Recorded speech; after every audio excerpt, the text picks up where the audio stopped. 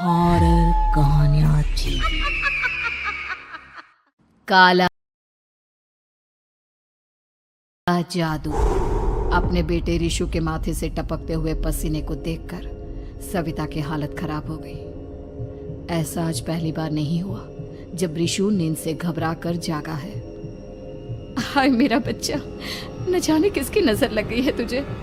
जब से मेरे बच्चे ने 10वीं के एग्जाम में स्कूल टॉप किया है तब से रोज बुरे बुरे सपने आने लगे हैं। हाँ माँ, मैंने आज फिर से एक काले साए को देखा। वो यहीं मेरी आंखों के सामने खड़ा था। माँ मुझे बचा लो माँ। वो मुझसे कह रहा था कि मुझसे बदला लेगा। माँ कहीं ये प्रशांत। चुप कर, कैसी बात कर रहा है? दोबारा उसका नाम मत लेना। तुझे पता है ना, उस प्रशांत ने आत्महत्या कर ली, तो बार बार उसका नाम मत लिया कर। मम्मी, क्या सच में प्रशांत ने आत्महत्या की थी? चुप कर, बहुत सवाल पूछता है आजकल। और फिर रात के वक्त सविता के पूरे घर में एक अजीब सा काला धुआं छाने लगा। गहरी नींद में सोई सविता की जैसे ही आंख खुली उसका दम घुटने लगा। वो दौड़कर रिशु के रूम की तरफ गई जहां उसके दरवाजे पर घूमती एक काली परछाई देख वो बुरी तरह से घबरा गई। कौन है वहां? कौन है? सामने आओ। ये मैं हूँ, तुम्हारी काली करतूत। और अब मैं तुम्हारे बेटे को ले जाने आया हूँ। नहीं, मेरे बच्चे को छोड़ दो प्लीज। मेरे रिशु को कुछ मत करना। वो परछाई रिशु के कमरे में घुस जाती है। सविता भी उसके पीछे पीछे दौड़कर जाती है और देखती है कि अब वो साया साफ नजर आ रहा था। वो सर से पैर तक खून में सना हुआ था और उसके शरीर के सारे अंग कटे फटे हैं। क्या चाहिए तुम्हें? तुम जो बोलोगे मैं करूंगी, लेकिन मेरे रिशु को छोड़ दो। उस परछाई ने रिशु को गर्दन से पकड़कर दीवार के सहारे हवा में उछाल दिया। रिशु जोर जोर से चिल्लाने लगा। माँ बचाओ मुझे, बचा लो माँ, ये मुझे मार डालेगा। माँ मुझे बचा लो माँ। नहीं ऐसा मत करो, मुझे मार दो लेकिन मेरे बच्चे को छोड़ दो। मैं तुम्हारे आगे हाथ जोड़ती हूँ। वो परछाई रिशु को जमीन पर गिरा देती है और अचानक वहां से गायब हो जाती है। रिशु, मेरा बच्चा, तू ठीक तो है ना? कुछ बोल बेटा, क्या हुआ है तुझे? मैं ठीक हूँ माँ। क्या हुआ था यहाँ पर? कुछ नहीं बेटा, कुछ नहीं। तू परेशान मत हो। हम कल ही गांव के बाहर जो तांत्रिक महाराज रहते हैं उनके पास चलेंगे। ठीक है माँ, हम जल्द ही उनके पास चलेंगे। मुझे बहुत डर लग रहा है माँ। ये बार बार मुझे डरावने सपने आना, ये सब हमारे साथ क्यों हो रहा है माँ? अगले दिन सविता अपने बेटे रिशु को लेकर गांव के बाहर तांत्रिक के पास जाती है। जिस जगह पर तांत्रिक रहा करता था वो जगह बहुत डरावनी थी। चारों तरफ कंकाल और भूतियां नजर आ रही थी। गांव से दूर वीराने में उस जगह पर जोर से आंधी चल रही थी। रिशु ने डर कर अपनी माँ का हाथ पकड़ लिया। माँ मुझे बहुत डर लग रहा है। ये कैसी जगह है? देख बेटा, हमारे साथ जो कुछ भी हो रहा है उसका इलाज सिर्फ और सिर्फ ये तांत्रिक महाराज ही बता सकते हैं। अब यही है जो हमें प्रॉब्लम से बाहर निकाल सकते हैं। जैसे ही सविता और रिशु तांत्रिक की झोपड़ी के अंदर पहुंचे, वहां का नजारा देखकर उनकी आंखें फटी की फटी रह गई। तांत्रिक की झोपड़ी के अंदर कई सारे लोग अपनी गर्दन घुमा घुमा कर जोर जोर से चीख रहे थे। कौन हो तुम और यहाँ क्यों आई हो? महाराज, मेरे बेटे को कुछ दिनों से एक डरावनी काली परछाई नजर आती है और कल रात उसने मेरे बेटे पर हमला भी कर दिया।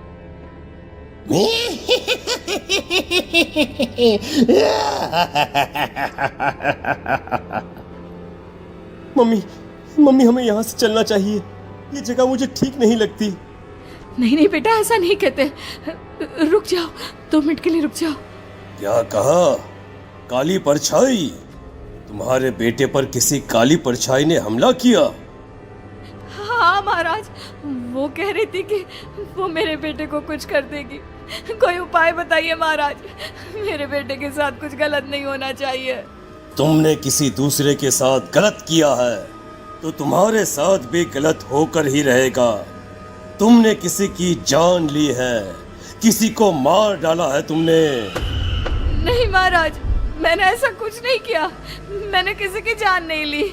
मुझे कोई उपाय बताइए।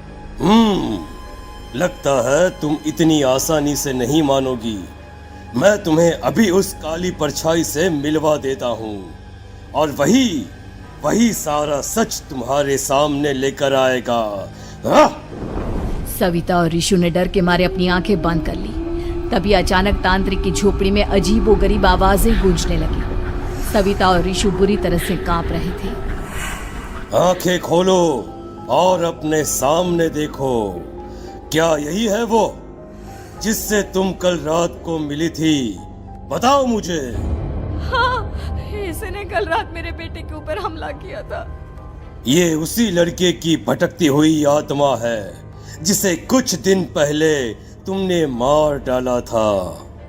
मम्मी ये महाराज क्या कह रहे हैं? क्या सच में आपने किसी की जान ली है, किसी को मार डाला है? अगर हाँ तो बताइए ना मम्मी, किसको मारा है आपने, किसको? तुम्हारी माँ इतनी आसानी से सच नहीं बताएगी बेटा। इसने एक बच्चे की जान ली है।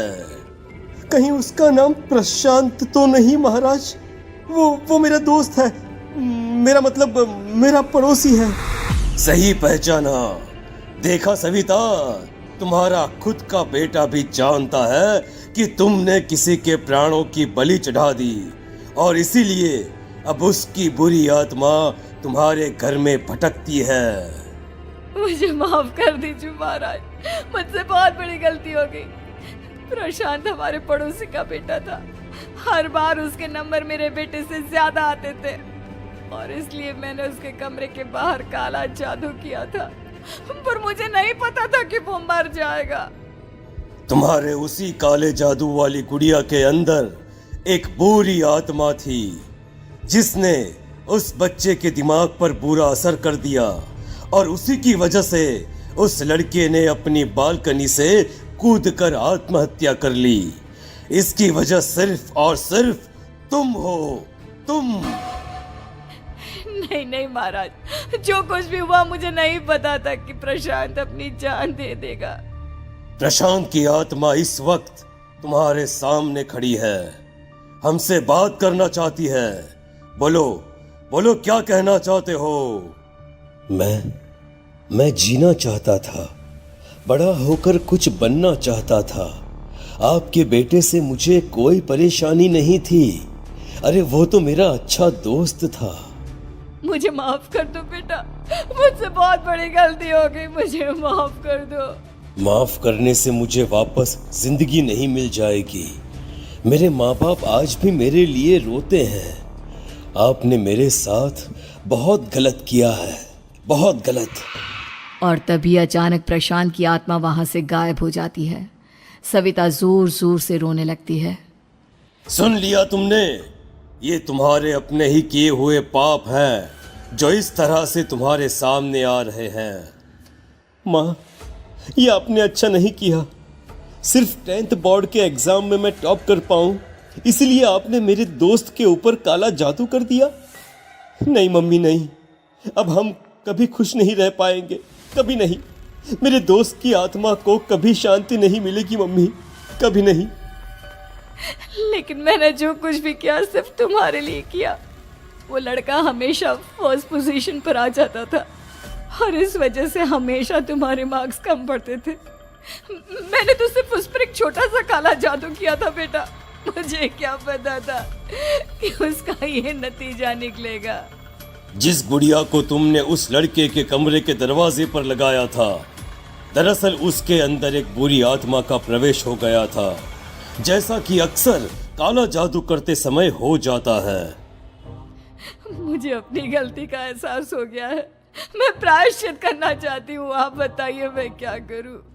प्रशांत के घर जाकर उस काली गुड़िया को वहां से निकालकर यहाँ लेकर आओ। मैं उसे आग में जलाकर राख कर दूंगा और उसके बाद प्रशांत की आत्मा को हमेशा के लिए मुक्ति मिल जाएगी। अगली रात सविता चुपचाप अपने पड़ोसी प्रशांत के घर जाती है। प्रशांत के माँ बाप प्रशांत की मौत के बाद उस घर को छोड़कर हमेशा के लिए वहां से चले गए थे। जैसे ही सविता उस घर के अंदर कदम रखती है, उसका सामना अजीबोगरीब हैवानियत से भरी आवाजों से होने लगता है।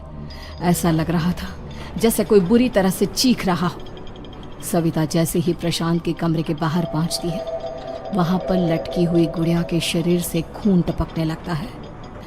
ये क्या हो रहा है? इस गुड़िया के शरीर से खून क्यों टपक रहा है? सविता हिम्मत करते हुए उस गुड़िया को वहां से उतारने की कोशिश करती है, लेकिन तभी अचानक से बहुत भयानक दिखने वाली औरत उसकी आंखों के सामने आकर खड़ी हो जाती है। मैं यहाँ से कहीं नहीं जाऊंगी, और अगर तूने मुझे यहाँ से हटाने की कोशिश की तो मार डालूंगी मैं तुझे। नहीं नहीं, मुझे तुम्हें यहाँ से ले जाना ही होगा, नहीं तो मेरा बेटा, उसकी जान को खतरा है। मैं तुम्हें नहीं छोड़ सकती। अगर तुम्हारे अंदर हिम्मत है तो मुझे इस घर से बाहर ले जाकर दिखाओ। और ऐसा कहकर वो औरत सविता के ऊपर हमला कर देती है और उसे हवा में उछाल उछाल कर जमीन पर पटकती है। लेकिन तभी अचानक मौका देखकर सविता अपने हाथ में ली हुई सुई उसके हाथ में चुभो देती है। हाथ में सुई लगते ही वो औरत जमीन पर तड़पने लगती है। ये क्या किया तूने? ये क्या कर दिया? तुझे ऐसा नहीं करना चाहिए था। तांत्रिक ने मुझे कहा था कि तुझसे जीतने का सिर्फ यही एक तरीका है जिससे मैं अपने पापों का प्रायश्चित कर सकती हूँ और अपने बेटे की जान बचा सकती हूँ। और उसके बाद वो डरावनी दिखने वाली औरत एक छोटी सी जादुई गुड़िया में तब्दील हो गई और सविता ने उसे ले जाकर तांत्रिक को दे दिया। तांत्रिक ने जादुई गुड़िया को आग के हवाले कर दिया।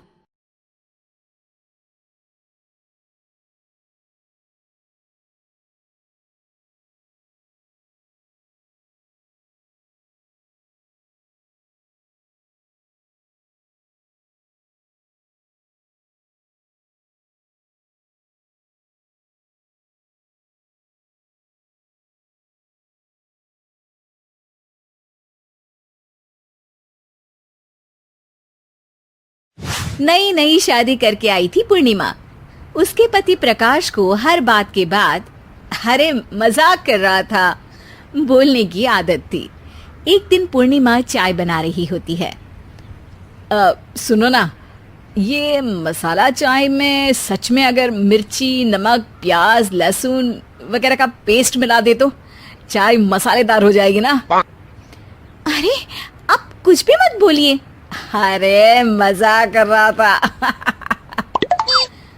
प्रकाश कभी कभी मजाक करता था, लेकिन कई बार उसका मजाक ऐसी बात के साथ आता जिसको सुनने के बाद किसी को मजा तो नहीं पर गुस्सा जरूर आ जाता।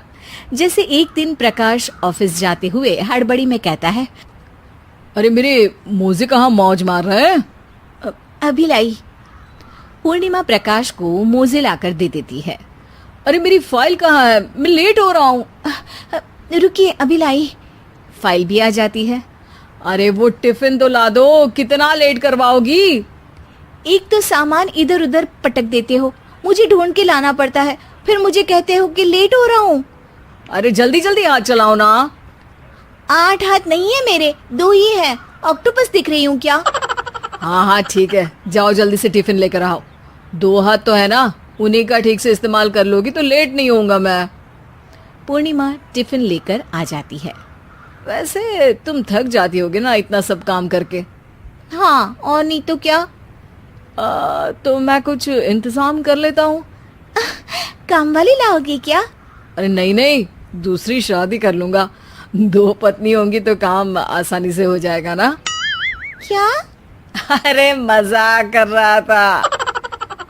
प्रकाश तो मैं मजाक कर रहा था कहकर वहां से चला जाता है। लेकिन पूर्णिमा के मन से प्रकाश की 2 शादी वाली बात का दुख पूरे दिन नहीं जाता। शाम को प्रकाश ऑफिस से लेट वापस आता है। हाथ मुंह धोऊंगा, टॉवल लगा देना, फिर खाना खाऊंगा, खाना भी लगा देना। देखो लेट मत करना।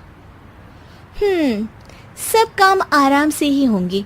आप भी तो लेट आए हो ना ऑफिस से। अरे यार, मैं काम कर रहा था ऑफिस में, तुम क्या कर रही हो? घर में जो खाना, साफ सफाई ये सब होता है ना, इसको भी काम ही कहते हैं वैसे। अरे ठीक है, मैं ही कुछ करता हूँ तुम्हारी मदद के लिए। ऑफिस से आकर मेरा हाथ बटाओगे घर के काम में?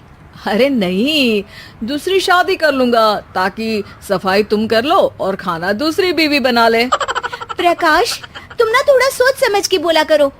अरे मजाक कर रहा था यार।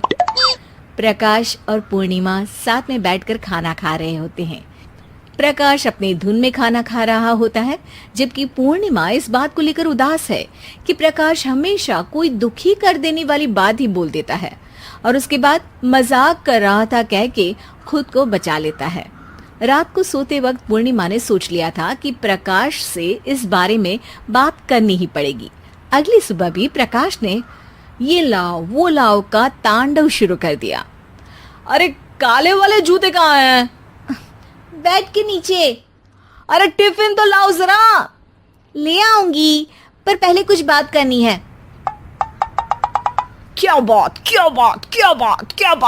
करनी है तुमको? ये जो रोज दूसरी शादी करने की बात करते रहते हो ना आप, मेरा मन दुखी हो जाता है। मत बोलिए ना ऐसी बात। अरे पगली, पहले क्यों नहीं बताया? मैं इसका समाधान कर दूंगा। अब बोलना छोड़ दोगे ना? अरे नहीं, दूसरी शादी कर लूंगा ताकि उसको तो बोल पाऊं।